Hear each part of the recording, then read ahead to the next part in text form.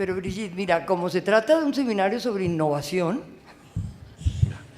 yo propongo que si hay gente más idónea que uno para responder, yo le pido el favor de que conteste. Se trata de un seminario. No se vale cartilla. No se vale cartilla. Está bien. Como decían en No béisbol. quieren aceptar innovaciones, esta gente. No, las preguntas las ha seleccionado un grupo que ha tratado de combinarlas de la mejor manera y que sean suficientemente amplias para tratar de dar respuesta a todos los que formularon sus inquietudes. Entonces lo que voy a hacer es presentar un par de rondas de preguntas convergentes o cuyas respuestas probablemente sean convergentes para los tres panelistas en el caso de que quieran responderlas, pero también pueden inhibirse de hacerlo, por supuesto. Sí. Hay una pregunta que frecuentemente nos hacen en eventos y tiene que ver con el liderazgo que se mencionaba. ¿Dónde está ese liderazgo? ¿Cuáles son los procesos que deben hacer emerger ese liderazgo? ¿Dónde están esos líderes que necesitamos y cómo empoderarlos realmente? ¿Y qué tanto la gobernanza ambiental, ya no el liderazgo, sino la acción colectiva, es un concepto que es flexible, dice la pregunta, y qué tanto a través del trabajo con gobernanza realmente vamos a poder afrontar los retos que tenemos por delante.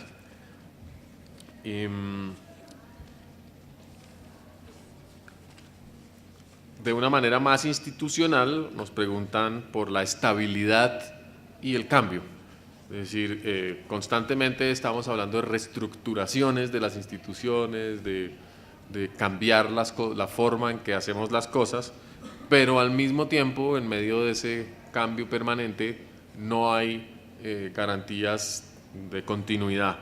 Entonces, la pregunta que se hace es sobre la fractura de los procesos de la evolución, digamos, institucional, de los vaivenes de la política, especialmente asociados con investigación y conocimiento ambiental. Y alguien pregunta muy insistentemente, o varias personas, sobre pues, el objetivo del panel realmente, que seamos más incisivos en la respuesta de qué clase de instituciones se están necesitando, intersectoriales, mixtas, de qué tipo, y por ejemplo pregunta si necesitaríamos entonces hablar de un ministerio de economía y cambio climático o cosas por el estilo. Dicen, porque en Colombia pues ya hemos hecho el experimento de fusionar ministerios, volverlos a separar, y eso ha sucedido en muchos otros países, entonces una reflexión al respecto sería interesante. No sé quién quiera iniciar.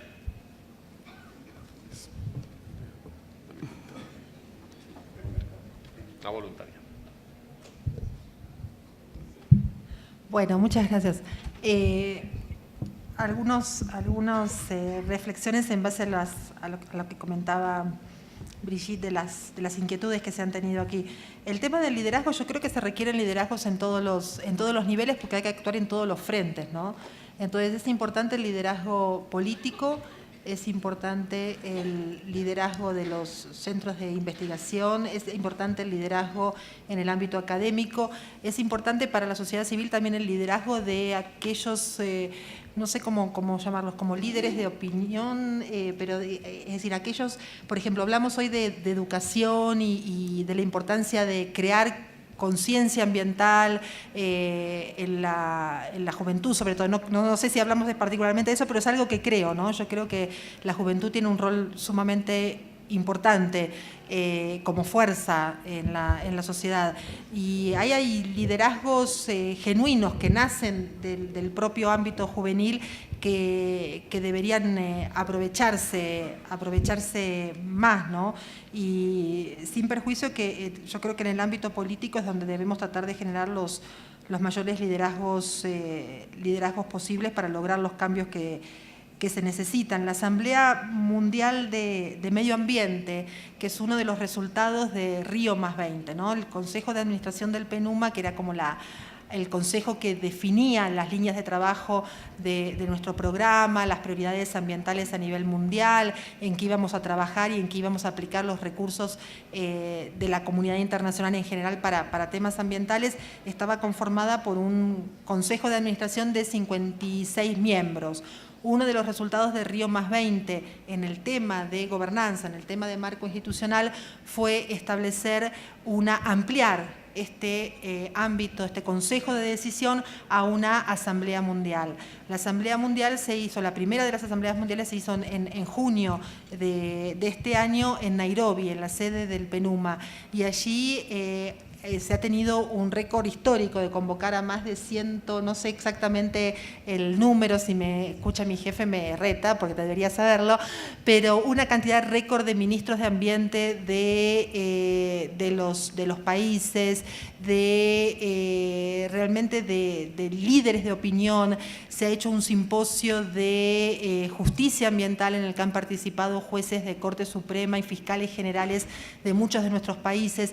Es decir, tratar de buscar realmente aquellos que tienen influencia, porque obviamente, si lo conversaba aquí en el pasillo con un compañero del auditorio, ¿no? Si tenemos en nuestros países, por ejemplo, en las Cortes Supremas,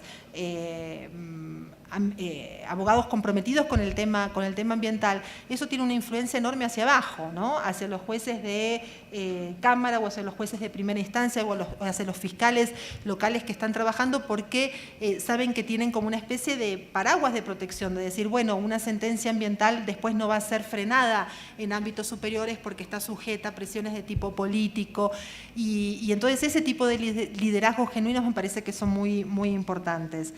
En cuanto a la gobernanza, sí es flexible. Yo creo que el concepto de gobernanza es como neutro, ¿no? La gobernanza puede ser buena o mala, la gobernanza existe, tiene que ver con los arreglos institucionales, formales y no tan formales que generamos para manejar este tema complejo y dinámico como es el tema ambiental. Deberíamos tratar de pensar cuáles son los elementos de una buena gobernanza, y en ese sentido la flexibilidad debería ser uno de ellos, ¿no? Como la transparencia, como la rendición de cuentas, como la inclusión, como el trabajo, la regionalización, el trabajo en distintas escalas, el trabajo intersectorial. En cuanto a la fractura y los vaivenes de la política, bueno, esto realmente es una... La reestructuración, siempre está el riesgo, ¿no? Pero en la medida en que generemos como redes de contención para el sistema, me parece que eso es importante también, ¿no? Porque si el sistema está basado solamente tiene una sola pata, se cae esa pata y se cae todo. Pero si generamos contrapesos, es más difícil después volver hacia atrás. Y ahí también aprender mucho de la experiencia. Margarita hablaba hoy de la experiencia de construcción aquí, y bueno, me parece que son procesos de tipo político que es importante tomar en cuenta, ¿no? Y el riesgo siempre existe, y tratar de ir construyendo sobre lo que existe con las reformas que son necesarias, pero sin pensar que se puede reinventar todo desde el inicio. ¿Y qué tipo de institucionalidad?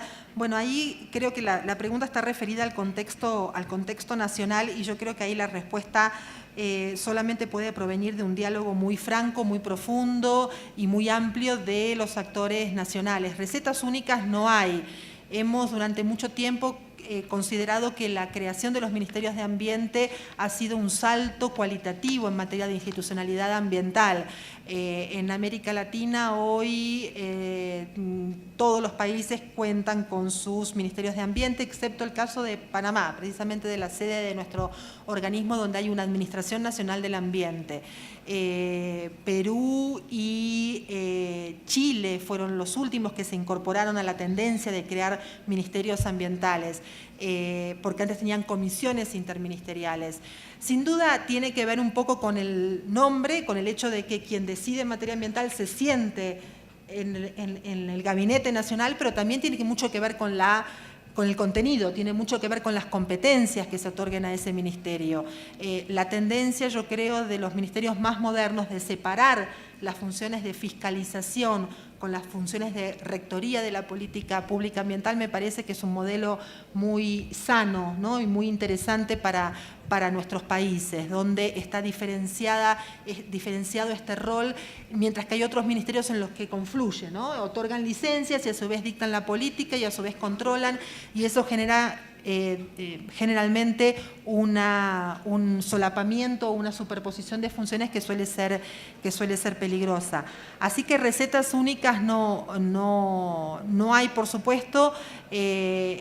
Apuntar a una mayor institucionalidad yo creo que siempre es sano, manteniendo un rol de coordinación o tratando de reclamar un rol de coordinación que le permita a la estructura ambiental poder hacer de manera ordenada y de manera sistemática esta armonización de políticas y este diálogo político que es necesario con otros sectores. Muchas gracias, Andrea. Bueno, la pregunta sobre liderazgos, ¿dónde están? Quizá aquí, ¿no? Los jóvenes que están participando, quizá muchos de ustedes podrán desarrollar sus carreras y ejercer un liderazgo importante. Hay una crisis de liderazgo mundial, toda parte, ¿no? Y es una cuestión importante. Hay que investir más en buenos líderes que tengan una comprensión más amplia de las realidades, de las oportunidades, que tienen buen diálogo con todos los sectores, con todos los componentes de la sociedad, y capacidad de dialogar, ¿no? y voluntad.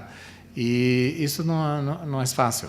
Pero necesitamos, como Andrea dice, de liderazgo en todos los sectores, ¿no? Por ejemplo, el sector privado. El sector privado en las últimas décadas ha consolidado el concepto de responsabilidad social corporativa. Pero eso no es suficiente. Y se ha discutido y se ha poco a poco empezado a presionar a los empresarios que asumieron su responsabilidad ambiental también, ¿no? Y se hace avanços en ese sentido, pero aún muy tímidos, ¿no? Por ejemplo, las grandes empresas preparan relatorios anuales sobre lo que hacen y producen un relatorio separado sobre responsabilidad social corporativa. Y cuando uno compara los dos relatorios, los relatorios financieros y los relatorios de responsabilidad social, uno ve que son distintos. Así que los relatorios de responsabilidad social en gran parte es una mentira. Es marketing, ¿no? Porque si es verdad, debería estar reflejado en el relatorio financiero. En la mayoría de las empresas no está todavía, ¿no? Y la mayoría de las empresas no aceptan su responsabilidad con relación a degradación ambiental en la cadena de suprimiento, ¿no? Ellos apenas tratan de su responsabilidad en las fábricas, en las plantas principales, ¿no? Pero la mayor parte de sus impactos es a través de la cadena de suprimiento, ¿no? Y ese es un proceso. La academia es muy confortable a los académicos seguir en sus departamentos, en sus agendas en silos, ¿no? Y muy confortables publicando sus artículos en revistas importantes, pero las agencias de financiación de ciencia en todo el mundo apenas valorizan el trabajo de los científicos por la cantidad de publicaciones en buenas revistas. Hay que cambiar eso. hay que tener también en cuenta los impactos de la ciencia sobre las políticas públicas y sobre el bienestar de la sociedad. Eso tiene que cambiar, ¿no? La cuestión de políticas públicas, por ejemplo, vivimos peleando entre la comunidad ambiental y el sector agrícola. Hay una comprensión creciente que los dos sectores tienen que trabajar juntos. La sobrevivencia del sector agrícola depende de la biodiversidad, depende de la continuidad de oferta de los recursos naturales, los recursos genéticos, la agua, la fertilidad de los suelos, etc. Los servicios ambientales, la polinización, por ejemplo, ¿no? Pero no tenemos en todo el mundo, a nivel global, regional, nacional o subnacional, no tenemos instituciones que promovan un diálogo entre los dos sectores, agrícola y ambiental, por ejemplo. Es una lacuna, ¿no? Y ese es apenas un ejemplo. Lo mismo podemos hablar con la cuestión de minería y la área ambiental, o energía y ambiente, ¿no? Entonces, hay falta de instituciones innovadoras para traer para un diálogo los distintos sectores, para identificar temas de interés común y cómo podemos tener una agenda gana-gana, win-win, y no lose-lose, pierde-pierde, ¿no? Eso es lo que necesitamos. Y claro, reconocer los derechos y asegurar la participación adecuada de todos los grupos de interés y todos los representantes de la sociedad. Eso es fundamental. En las últimas reuniones del Convenio de Biodiversidad en Montreal, mes pasado, los representantes indígenas, la principal reivindicación seguidamente que colocaron es que los indígenas tienen que ser vistos como parceros en el desarrollo. Eso todavía no pasa en todo el mundo. Así que hay una serie de desafíos que necesitan pensar en instituciones innovadoras, pero claro, siempre con base en los avances que ya hemos alcanzado, ¿no? Es la base. A ver, yo se habrán dado cuenta que no me siento muy cómoda en este mundo de hoy.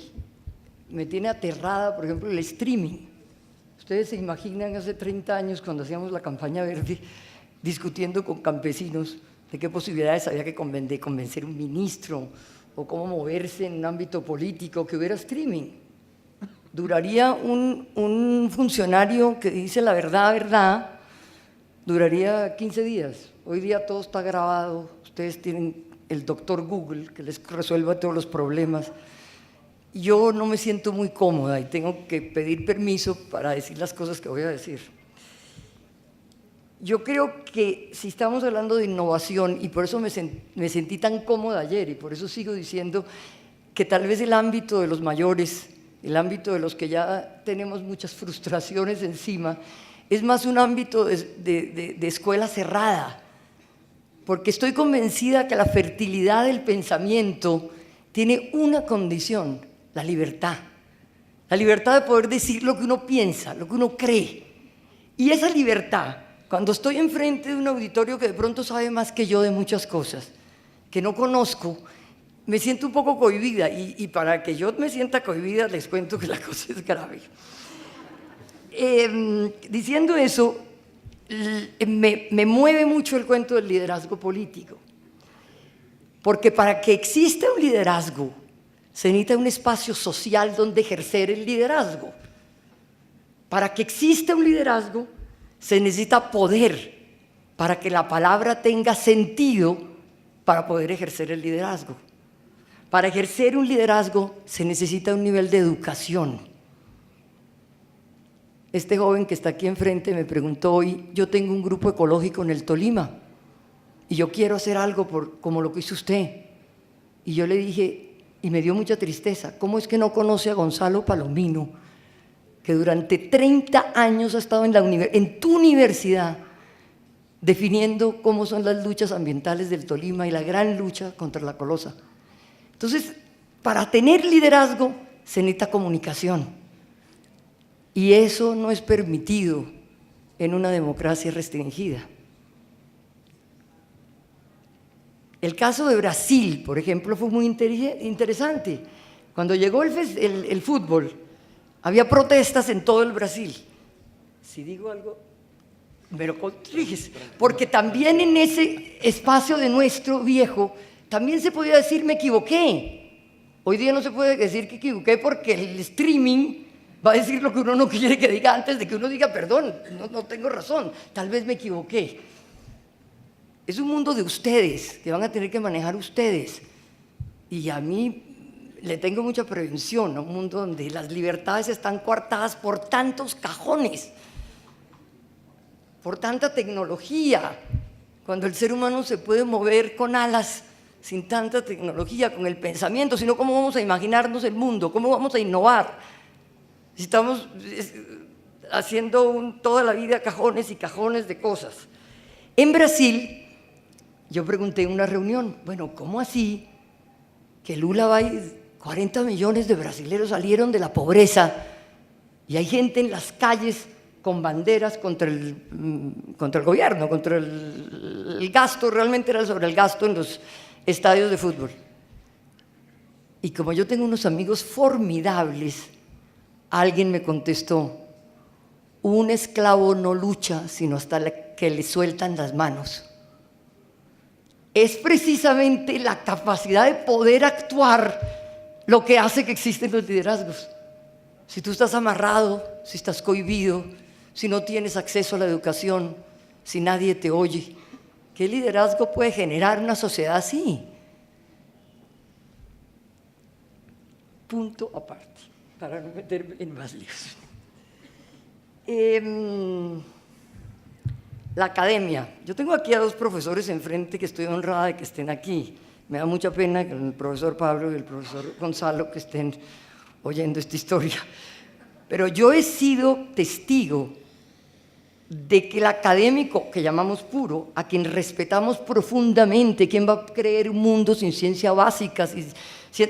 Se dan la pela en cualquier parte por defender una política, y es una defensa como si fuera un extraño.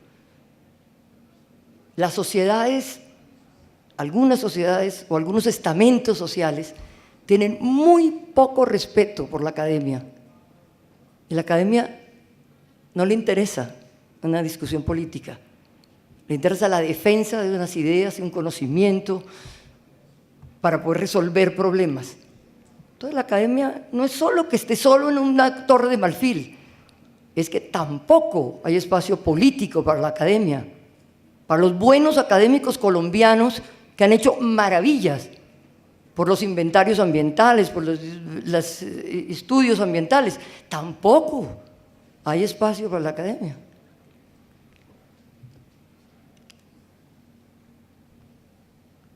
La gobernanza como arreglos sociales, eso lo vamos a dejar para más tarde porque... quería decir algo que alguien me dijo en el salón afuera. Me dijo, ¿qué tiene que ver todos los discursos de ustedes que nos han gustado, que bueno, observaciones, con la mejoría del Humboldt, con el interés del Humboldt de estos temas de innovación, de aprendizaje, de nuevas maneras de aprovechar a los científicos para traducir su lenguaje a un lenguaje más popular, más que eleve la conciencia de los colombianos, etc. Entonces yo tengo que mencionar, porque la verdad es que la ambición de mi vida era ser bibliotecóloga, entonces lo único que hago es que recojo libros. Entonces quiero contarles a los que creen que Google lo sabe todo, y que están aquí la mayoría, porque creo que son investigadores del Humboldt, eso fue lo que me dijeron, que en el año 2007 el profesor Ernesto Gull hizo un trabajo que se llama El Penia, un trabajo sobre cómo debe orientarse la investigación ambiental en el país. Estamos hablando del 2007. En el 2010, el profesor Julio Carrizosa hizo 3 trabajos sobre el Humboldt. En el último proponía una red de investigadores, un proyecto precioso. y para colmo mío, que no he podido acceder al documento, el profesor Pablo Leiva, que está aquí presente, presenta en 3 días un ensayo sobre los institutos. Entonces, una cosa que uno siempre tiene que pedir es respeto por la gente que está trabajando en los temas. A mí me preguntan qué opino del Humboldt, pues cuando me nombren director del Humboldt, que nunca me van a nombrar director del Humboldt, puede que reúna un grupo de sabios y me ponga a pensar. Vuelvo al inicio de mi presentación, de mi comentario. Libertad. Mi recomendación a Brigitte y al Humboldt, libertad. Sentarnos a pensar cómo lo hacemos mejor. Seguramente podemos, pero fórmulas, eso para los químicos. Muchas gracias.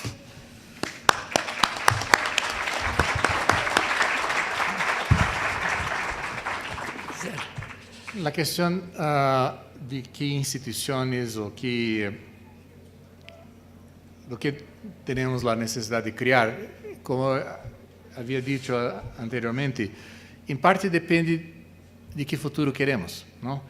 Se reconhecemos que a biodiversidade é, quizá, a principal riqueza de um país como Colômbia, não? Que se deve fazer para que nas próximas décadas realmente essa biodiversidade passa a beneficiar de uma forma mais concreta a toda a população de Colômbia?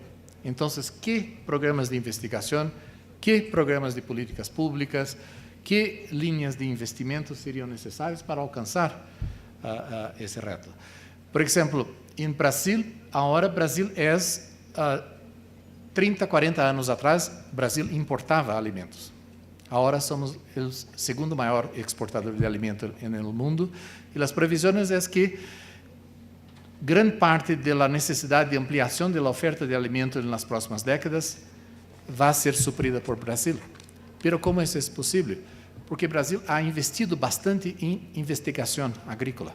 O Brasil hoje produz mais de 10% de toda a investigação mundial sobre agricultura tropical.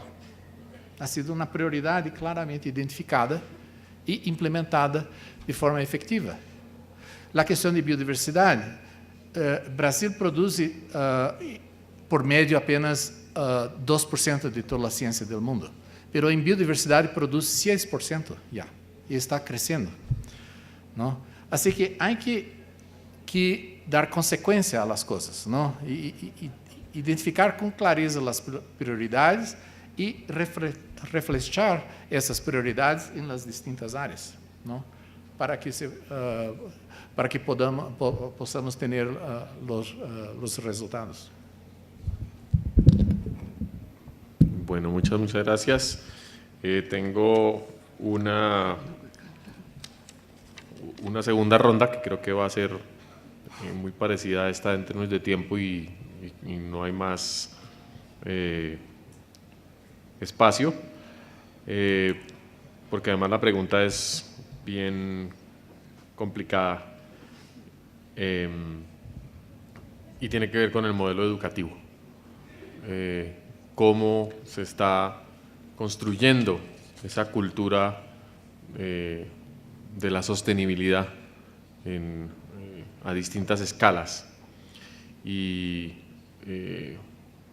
qué tanto eso refleja y posibilita la construcción de una visión democrática, participativa de país, y cómo, textualmente, cómo lograr que esa visión educativa o que esas estrategias educativas trascienda, dice, las dinámicas políticas o por lo menos el corto plazo. Y aparte del tema educativo, hay las dos preguntas finales que tienen que ver con la intersectorialidad y los conflictos ambientales y de agricultura, turismo, minería, etcétera, etcétera. La primera pregunta también surge todo el tiempo en estos foros y en las redes, se discute de si sí hay compatibilidad o no, si sí podemos esperar un ambientalismo propositivo para que logre romper esas dicotomías o tenemos que mantener digamos, la oposición abierta al modelo de desarrollo y si habría algún tipo de lineamientos más concretos. Y en la otra pregunta, en términos de esos lineamientos más concretos, dice si la nueva agenda post-2015 y los objetivos de desarrollo sostenible son realmente una plataforma para mejorar la gobernanza e involucrar a otros sectores y actores, o si es otra vuelta de la rueda de la burocracia internacional, y explícitamente si podrían llegar a las COP de biodiversidad delegados de pesca, agricultura, turismo, hacienda e incluso minería a defender la biodiversidad. Fácil. No, no agotado. Entonces, la Un primera, doctorado. educación. Yo ya hablé suficiente, no voy a hablar más. Bueno, claro, la educación es básica, ¿no? Pero tenemos que ser más realistas, quizá, y más focados. La mayoría de los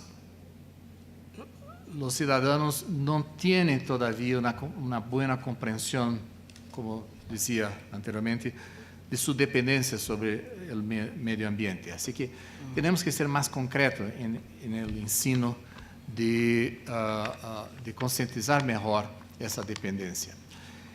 Segundo, tenemos que educar más para la acción. No es apenas tener la comprensión, pero saber lo que se puede hacer y cómo hacer.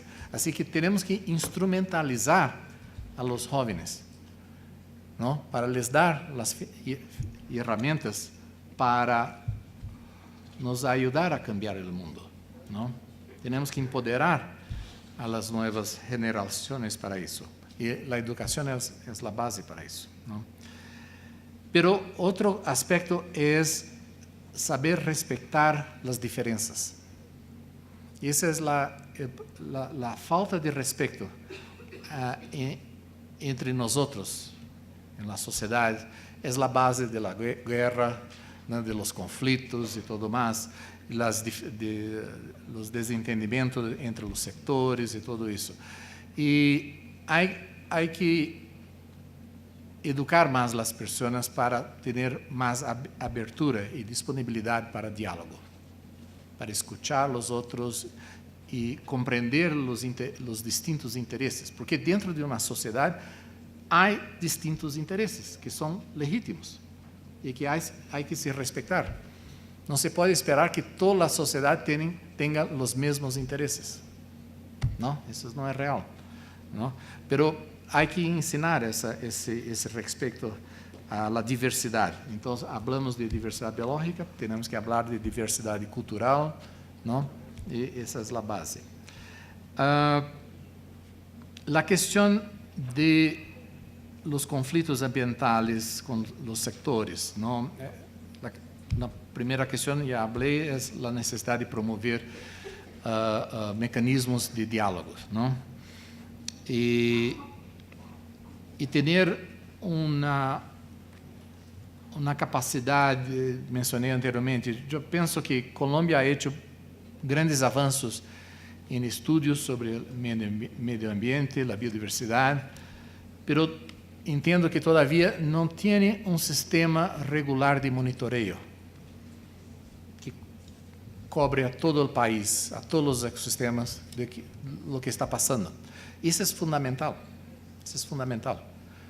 porque si no tiene eso, va a discutir en teoría, pero si tiene los datos de monitoreo, va a poder discutir con precisión lo que pasa, ¿no? Y va a confrontar con los discursos, ¿no? De los políticos, de los empresarios, de los sectores, lo que hablan, lo que entienden y la realidad que se mide, ¿no? Entonces, para mí, tener metas no es suficiente, tenemos que tener la capacidad de monitorar. Y la cuestión que no he respondido sobre flexibilidad es que entiendo que las sociedades y los ecosistemas y las regiones son distintas. Assim que não se pode imponer uma mesma solução para todos. Isso é importante quando falamos de distintas escalas geográficas. Assim, quando falamos de uma agenda global de biodiversidade, quando falamos de agendas regionais ou nacionais ou subnacionais. Em todos esses níveis, há que ter flexibilidade de reconhecer que porque algo funciona em uma parte que vai funcionar necessariamente da mesma forma em toda a parte. Não. Não. Temos que reconhecer que as situações são distintas e que, claro que há aprendizados coletivos, mas há que ter essa flexibilidade de ter soluções ajustadas para as distintas realidades. A pergunta sobre o potencial impacto dos Objetivos de Desenvolvimento Sustentável, se isso vai se tornar realidade. Depende de nós outros. Não? Papel apenas não hace nada. Necessitamos gente fazendo algo, utilizando o que decidimos nessas conferências, não? Assim que é uma base. O que hemos logrado hasta agora é apenas uma proposta de conjunto de Objetivos de Desenvolvimento Sustentável. Isso agora vai passar por uma discussão na Assembleia Geral da ONU em setembro próximo, que vai decidir como esse processo vai ser finalizado. Não? E a ideia é que próximo ano isso poderá ser acordado formalmente por todos. Pero aí, então, apenas vamos começar o processo, porque isso define uma agenda global, né, que terá que ser, então, internalizada em todos nossos países, em los setores, em las políticas públicas, em la política de financiação, etc., etc. E esse vai ser o grande trabalho. Não? Pero é muito bom ter uma agenda global que confere essa possibilidade. É uma possibilidade, não assegura que vamos ter os resultados. E, como Andrea disse, é bom que o conjunto de Objetivos de Desenvolvimento Sustentável que se ha proposto agora reconoce os vínculos entre os temas. Assim que o tema de biodiversidade está presente em dois objetivos principais, o objetivo 15, que trata de ecossistemas terrestres e biodiversidade, e bosques, etc., e o objetivo 14, que trata de los oceanos e los recursos marinos. Pero, se você mira todos os outros objetivos, vai encontrar, em quase todos eles, referência à biodiversidade, a ecossistemas, à necessidade de obter sustentabilidade com respeito aos temas ambientais. E isso é muito importante, e há que aproveitar essa oportunidade. Mas é apenas uma oportunidade, vai depender de que hacemos com isso em cada de nossos países. Brigitte, una inquietud muy corta para que los muchachos piensen a la hora de almuerzo. Todos hablamos del diálogo y del respeto de las opiniones, un tema absolutamente crucial en construir una democracia participativa. Pero lo que le asalta a uno es que los líderes, todo el mundo pregunta al liderazgo y por otro lado el diálogo, como si fueran dos cosas diferentes, ¿no?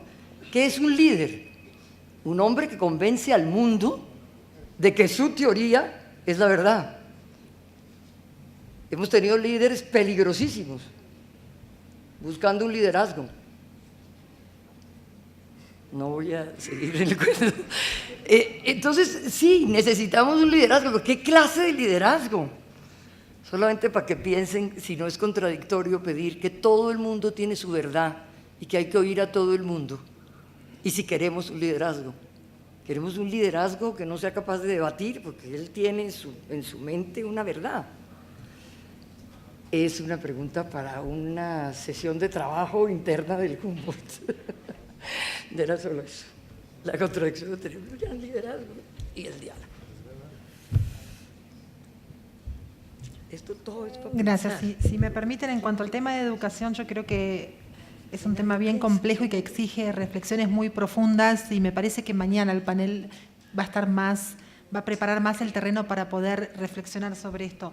Simplemente yo quisiera tomar lo que Braulio señalaba, ¿no? Y ligándolo con lo del ambientalismo propositivo, el tema de educar para la acción. Esa me parece que es es parte del ambientalismo propositivo que necesitamos en este momento, que a mí me parece que es bien importante trabajar en eso.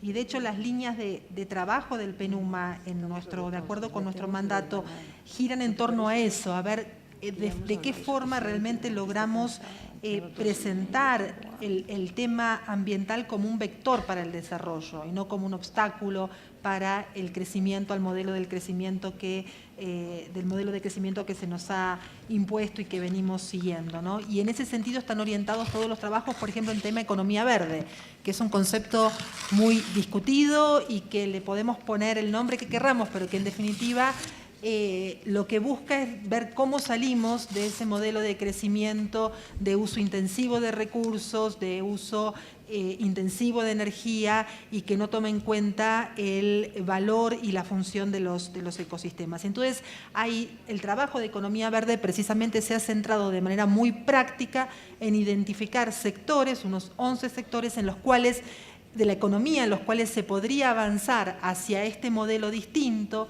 de menor uso de recursos, de menor uso de energía, de bajo en emisiones de carbono, cuáles serían los costos iniciales, cuál sería el redireccionamiento de inversiones que habría que hacer para lograr esos cambios que se necesitan. Y en eso me parece que hay una contribución a este ambientalismo propositivo que estamos necesitando. Y lo mismo con las propuestas de enfoque ecosistémico, de manejo adaptativo de ecosistemas y otras propuestas en las cuales el PENUMA ha venido trabajando, y también en la interfaz de ciencia y política, ¿no? Que yo creo que es muy importante que se haya mencionado acá, y cómo podemos lograr que realmente los tomadores de decisión se basen en información seria, producida en los ámbitos científicos, y que esa sea la base para la toma de decisiones. Respecto de los SDGs y la Agenda para el Desarrollo Post-2015, sí, yo creo que depende sobre todo de nosotros y depende de los gobiernos. Es un proceso de carácter intergubernamental, ¿no?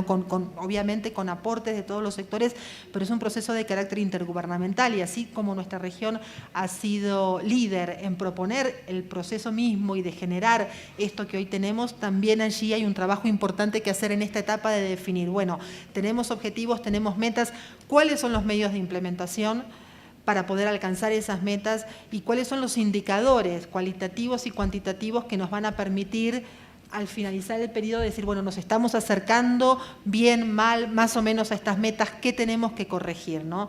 Y en eso yo creo que reside una parte muy importante de por qué hemos fallado en las metas acordadas a nivel internacional, porque no hemos avanzado en definir medios de implementación necesarios para poder alcanzar las metas, porque capaz hemos estandarizado demasiado sin tomar en cuenta las necesidades y las realidades distintas de los países y de las regiones, y porque no hemos generado indicadores de calidad, indicadores cuantitativos y cualitativos para poder ir midiendo los avances y corrigiendo los rumbos necesarios. Entonces yo creo que en base a esa experiencia, este proceso que se abre me parece que está en condiciones de aprender y de generar una ruta diferente.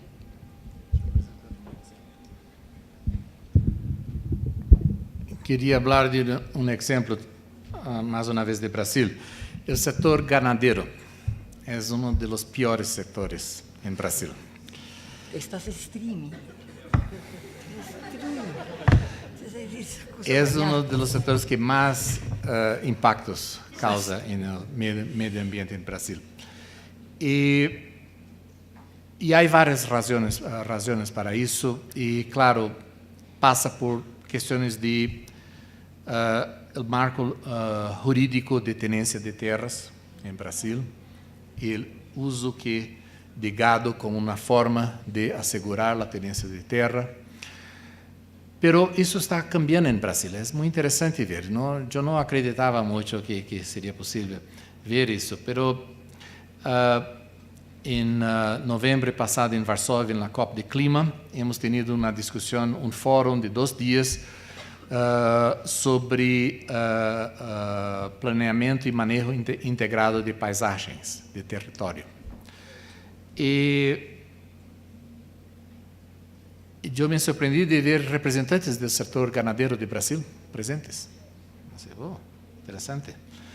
E eles disseram que não há outro caminho agora para eles.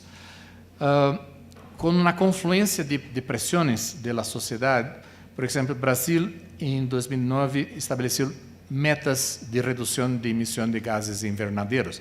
E o interessante é que definiu as metas e as contribuições específicas por setores, inclusive o setor ganadeiro. O setor ganadeiro tem que contribuir até 2020 com isso. Não? Outro processo, um processo forte da sociedade civil. Na sociedade civil do Brasil, as ONGs criaram um movimento Carne Legal, para promover o consumo de carne de origem legal e sustentável. Não? E isso está impactando. Os procuradores, o Brasil tem um sistema muito forte de Ministério Público, bastante independente, e eles estão pressionando muito fortemente o setor frigorífico. Não? Os bancos, lo mesmo. Os bancos estão cada vez mais utilizando critérios ambientales em las avaliações para os préstimos. Assim que é uma confluência, não, de processos que, ao final, o setor se convence que tem que cambiar. Não? E creio que esse é um exemplo mostrando que sim, se pode fazer. Não? Não é fácil e passa um grande tempo. Há grandes parcerias entre ONGs em Brasil com o setor frigorífico para promover o manejo de pastizales naturais, utilizando o manejo de gado para isso, para preservar os pampas, as áreas campestres em el Pantanal de Mato Grosso, em las savanas de Brasil Central. Assim que é uma combinação de iniciativas, não? E os Objetivos de Desenvolvimento Sustentável estabelecem uma referência que quizá vai nos ajudar a uma mais. Greenpeace, que é quizás a ONG emblemática que sabe atirar as pedras, não? Sobre as corporações. Greenpeace em Brasil faz isso muito bem, mas também faz parcerias com as empresas. Por exemplo, as grandes empresas produtoras de soja em Brasil han firmado um acordo voluntário com Greenpeace e com o Ministério do Meio Ambiente para não comprar soja da Amazônia em áreas onde se está talando os bosques. E esse acordo se está cumprindo. Não? Muy bien, muy bien. Bueno, no, creo que mucho material para pensar. Como estamos llegando al final de la sesión de la mañana, complicado hacer una síntesis, pero sí quisiera resaltar cómo, iniciando con una reflexión sobre los cuellos de botella, sobre por qué no avanzamos, sobre la frustración que tenemos de no eventualmente estar cumpliendo con nuestros propios compromisos y nuestra propia definición de a dónde queremos llegar. Rápidamente pasamos a un espacio lleno de propuestas basadas en un análisis histórico. Se pudo hace 30 años hacer muchas cosas, se innovó hace 30 años y más, porque no podemos replicar cosas, porque no podemos volver a, tal vez no copiar, sino a hacer cosas con ese espíritu. Ya es otro mundo. Es otro mundo, el de ahora, pero el reto sigue siendo. Subsiste. Tenemos 250 observadores por streaming. Qué horror. Si no hay más en este momento, espero que sí. Pero indudablemente ha habido un énfasis en que sí es factible, sí hay muchas posibilidades de hacer gestión de la biodiversidad, obviamente sin recetas, pero sí combinando instrumentos, apelando a análisis de contexto de mejor calidad, construyendo sobre lo que ya existe. En fin, pues invitaría a que cada uno de ustedes pensara muy en positivo en términos de esas soluciones que hay que poner en práctica y que yo sé que se están dando en todas partes del mundo, y en Colombia todo el tiempo comienza a uno encontrar de manera mucho más consolidada, y que si eventualmente no circulan suficiente es porque tenemos que mejorar la calidad de la comunicación en nuestras redes, la capacidad de encontrarnos y conversar, que se ha perdido tanto. Y bueno, concluyo con eso, porque uno de los propósitos de la recuperación de la sede del Venado de Oro y del trabajo que vamos a hacer en el claustro de Villa de Leyva es proveer espacios más amables y más abiertos al encuentro. Entonces quiero un gran aplauso para los participantes en este seminario. Muchas gracias.